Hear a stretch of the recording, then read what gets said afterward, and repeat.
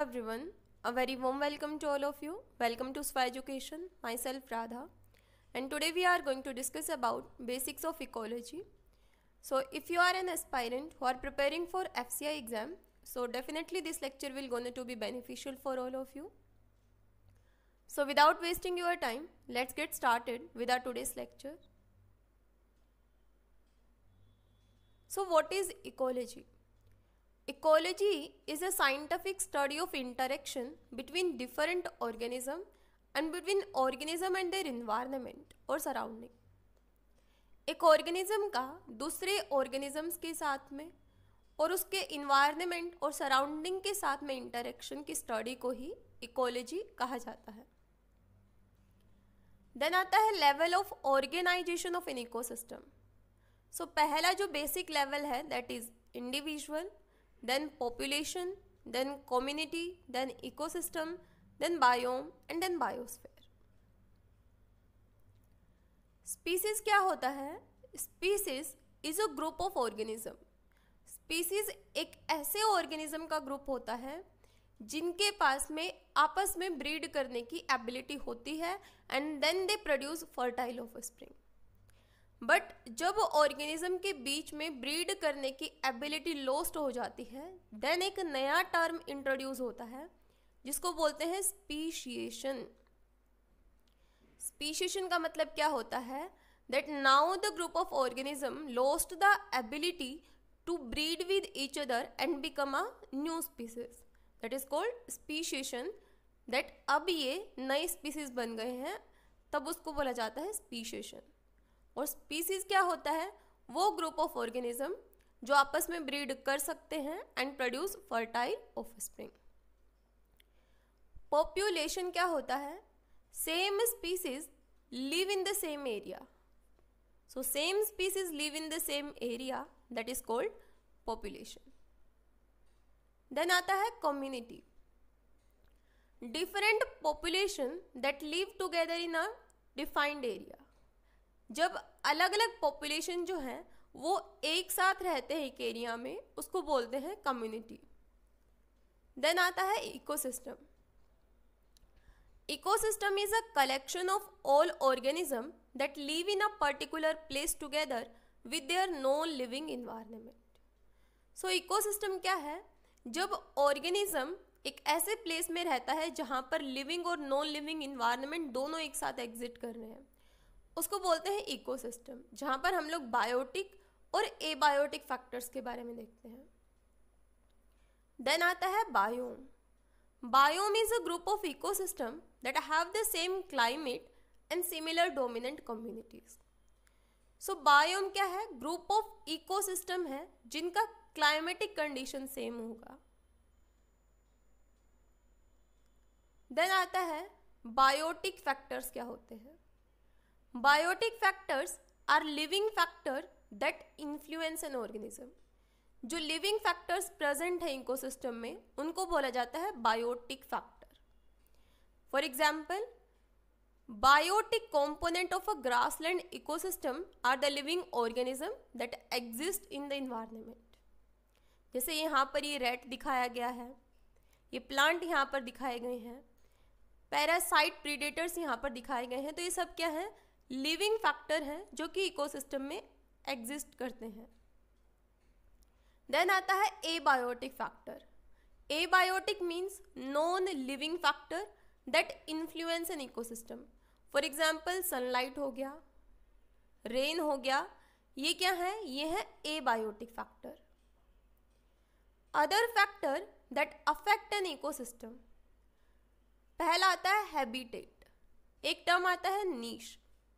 नीश का मतलब क्या होता है? फॉर एग्जाम्पल, ये एक एरिया है जहाँ पर कोई ऑर्गेनिज्म रहता है, जहाँ पर कोई ऑर्गेनिज्म रहता है. सो नीश क्या होता है? Area where an organism live, उसको बोला जाता है नीश. जहाँ पर एक ऑर्गेनिज्म रहता है उसको बोला जाता है नीश, और कैसे रहता है उसको बोला जाता है habitat. How an organism live उसको बोला जाता है हैबिटेट. और नीश क्या होता है? जहां एक ऑर्गेनिज्म रहता है. Habitat provide population of wildlife with food, water, shelter and space. इसके अलावा नीश भी दो तरीके की होती है। एक होता है फंडामेंटल नीश, फंडामेंटल नीश, और एक होता है रियलाइज्ड नीश, रियलाइज्ड नीश। फंडामेंटल नीश क्या होता है? फंडामेंटल नीश हाइपोथेटिकल नीश होता है, जिसके अकॉर्डिंग लार्ज एरिया होगा, और अगर ऑर्गेनिज्म लार्ज एरिया में रहेंगे सो कंपटीशन भी यहाँ पर देखने को नहीं मिलेगा और अनलिमिटेड रिसोर्सेज होंगे। ये होता है फंडामेंटल नीश। रियलाइज्ड नीश क्या होता है? रियलाइज्ड नीश एक्चुअल सिनेरियो को दिखाता है कि स्पेस कम होगा तो ऑर्गेनिज्म के बीच में कंपटीशन देखने को मिलेगा, और अगर ऑर्गेनिज्म ज़्यादा होंगे सो फूड रिसोर्सेज वहाँ पर घटते चले जाएंगे। देन आता है energy flow. Every organism need energy to power life process. हर ऑर्गेनिज्म को अपने बेसिक एक्टिविटीज़ को परफॉर्म करने के लिए एनर्जी की रिक्वायरमेंट होती है। And the flow of energy through an ecosystem is one of the most important factor that determine the ability to sustain the life. So sunlight से हम लोग ने क्या लिया यहाँ से? सनलाइट एब्जॉर्ब की प्लांट ने, देन प्लांट से प्राइमरी कंज्यूमर के पास में एनर्जी ट्रांसफर हुई, देन सेकेंडरी कंज्यूमर के पास में, देन डिकम्पोजर के पास में। सो इस तरीके से एनर्जी फ्लो जो है ये चलता रहता है। देन आता है ऑटोट्रोफ क्या होते हैं? ऑटोट्रोफ, जैसे प्लांट हो गया, प्लांट क्या है? ऑटोट्रोफ है। सो ऑटोट्रोफ क्या होते हैं? Autotrophs capture energy from sunlight और chemicals and use that energy to produce food. Autotroph energy को कैप्चर करते हैं सनलाइट से और उस एनर्जी को, उस सनलाइट वाले एनर्जी को यूज़ करते हैं फूड को प्रिपेयर करने के लिए, ये फोटोसिंथेसिस के लिए। अदर नेम आर प्रोड्यूसर और प्लांट। दूसरे नाम से ऑटोट्रोफ को प्रोड्यूसर भी बोला जाता है, जैसे प्लांट क्या है? प्रोड्यूसर है। Are essential for the flow of energy through the biosphere and they produce food through the process of photosynthesis। और photosynthesis क्या होता है इसको हम लोग डिटेल में एक्सप्लेन कर चुके हैं। देन आता है हेटेरोट्रोफ क्या होता है? Organism that rely on other organism for their energy in food supply. ये वो ऑर्गेनिज्म होते हैं जिनको एनर्जी और फूड के लिए दूसरे ऑर्गेनिज्म पे डिपेंडेंसी होती है। ये अपना फूड खुद प्रिपेयर नहीं कर सकते, और इनको एक और नाम से जाना जाता है consumer. And type of consumer are herbivore, carnivore, omnivore, decomposer, detritivore. और हर्बीवोर यानी शाकाहारी, कार्निवोर यानी मांसाहारी, और ओमनीवोर यानी सर्वाहारी।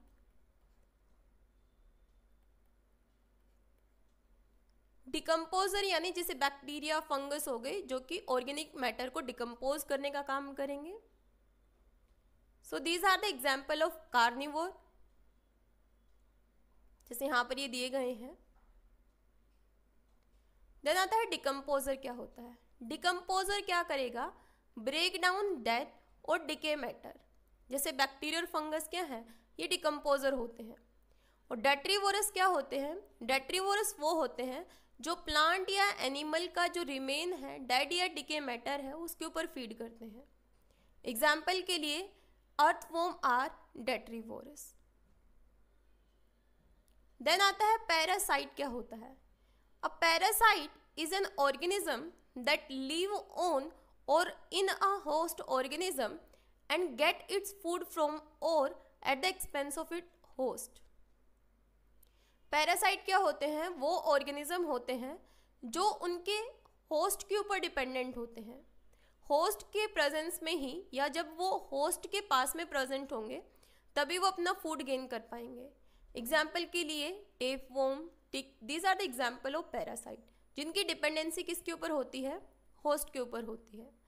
देन आता है एनर्जी फ्लो किस तरीके से होता है। Energy flow through an ecosystem is one direction, यानी कैसी प्रोसेस होती है ये, यूनि डायरेक्शनल फ्लो होता है ये। From the sun to autotroph, sun to autotroph, autotroph यानी plants, then to heterotroph, then जाएगा ये कंज्यूमर के पास में। This can be primary consumer और सेकेंडरी कंज्यूमर। नेक्स्ट आता है फूड चेन क्या होता है। A food chain is a series of step in which organism transfer energy by eating and being eaten. Food chain एक सीरीज होती है जिसमें क्या दिखाया जाता है कि किस तरीके से एक ऑर्गेनिज्म जो है वो ट्रांसफर करता है एनर्जी को बाय ईटिंग और being eaten, that is food chain. Food web क्या होता है, network of complex feeding relationship among the various organism in the ecosystem. So food web में हम लोग एक नेटवर्क के बारे में बात करते हैं, कॉम्प्लेक्स नेटवर्क के बारे में यहाँ पर बात की जाती है कि किस तरीके से वो एक दूसरे के साथ में फीडिंग रिलेशनशिप को शो करते हैं। देन आता है एनर्जी पिरामिड क्या होता है। So trophic level is each step in a food chain oblique web. A diagram that show that amount of energy or matter contained within each trophic level in a food chain or web. और energy pyramid में क्या देखने को मिलता है, that 10% energy flow देखने को मिलता है। फॉर एग्जाम्पल जो प्रोड्यूसर हैं इनके पास में 100% एनर्जी है, तो नेक्स्ट जो ट्रोफिक लेवल होगा उसके पास में 10% एनर्जी फ्लो देखने को मिलेगी। 100 का 10% यानी कि 10। उसके बाद में फर्स्ट लेवल कंज्यूमर के पास में 10% एनर्जी ट्रांसफर हुई प्रोड्यूसर से, देन इस 10% का भी 10% जो है ये नेक्स्ट लेवल में पास होगा यानी कि 1%। सो इस तरीके से 10% एनर्जी जो है वो ट्रोफिक लेवल में पास होती चली जाती है। So only about 10% of energy available within one trophic level is passed to the organism in the next trophic level. Next आता है इकोलॉजिकल सक्सेशन क्या होता है। So ecological succession is a series of predictable changes in environment. Ecological succession ऐसे changes को दिखाता है जो एक सीरीज में होते हैं और प्रेडिक्टेबल होते हैं। सक्सेशन दो तरीके का होता है, एक होता है प्राइमरी सक्सेशन, एक होता है सेकेंडरी सक्सेशन। प्राइमरी सक्सेशन क्या होता है, succession that occur on the surface where no soil exist. ये वहाँ पर देखने को मिलता है जहाँ पर सॉइल भी देखने को नहीं मिलती। And pioneer species first species to populate the area. और ये पाइनियर स्पीसीज क्या हो सकते हैं, लाइकेन हो सकते हैं, मोसेस हो सकते हैं। प्राइमरी सक्सेशन में क्या देखने को मिलता है, no life already existed here. यहाँ पहले से कोई लाइफ प्रेजेंट नहीं थी, बेयर रॉक एरिया था। देन यहाँ पर पाइनियर स्पीसीज आए, mosses and lichens grow and form soil. उन्होंने क्या फॉर्म किया, सॉइल फॉर्म किया। When they die soil develop and then grasses and small plant grow, then soil thicken and smaller shrub grow and then finally trees start to grow. So इस तरीके से primary succession में जहाँ पर पहले कोई life exist नहीं कर रही थी, अब यहाँ पर लाइफ एग्जिस्ट करने लग गई। देन आता है सेकेंडरी सक्सेशन क्या होता है, following a disturbance that destroy a community without destroying the soil.